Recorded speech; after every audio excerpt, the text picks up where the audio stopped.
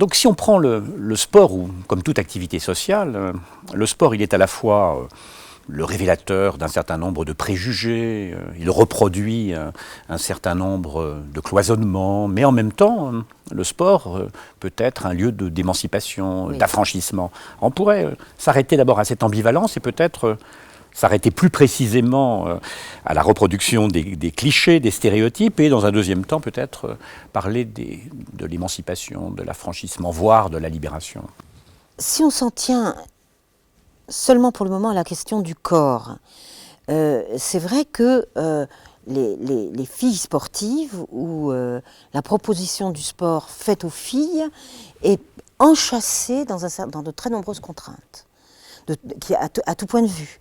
La contrainte de ne pas ressembler à un garçon, de ne pas paraître viril, c'est en train de se transformer, ça je trouve. On est en train d'adorer les joueuses de foot, on ne dit plus, à la fin des années 90, on empêchait encore les clubs de foot de filles de se créer. Hein. On est donc dans une histoire qui s'est accélérée.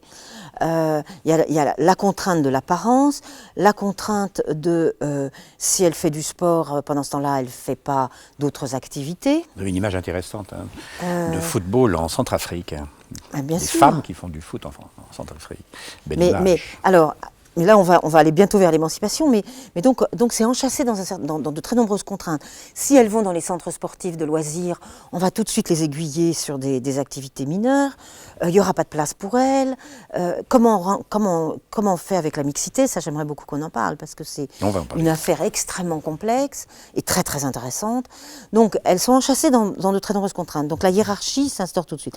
En même temps, moi, ce qui m'est apparu immédiatement à partir du moment où, disons, au milieu des années 90, j'ai commencé à m'intéresser à cette question-là, c'est qu'il était clair que c'était un lieu de l'émancipation.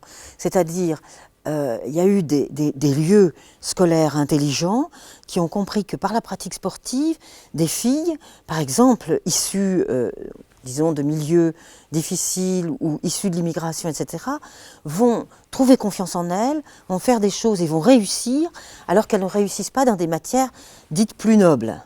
Et à ce moment-là, il y a eu vraiment une réflexion sur, au fond, au moment où on peut se désoler que les filles quittent le sport, c'est-à-dire au moment de l'adolescence, parce que c'est vrai que les filles vont commencer à se faire excuser pour pas aller à la piscine, pour pas faire du sport, etc. Moi, j'en ai vu autour de moi.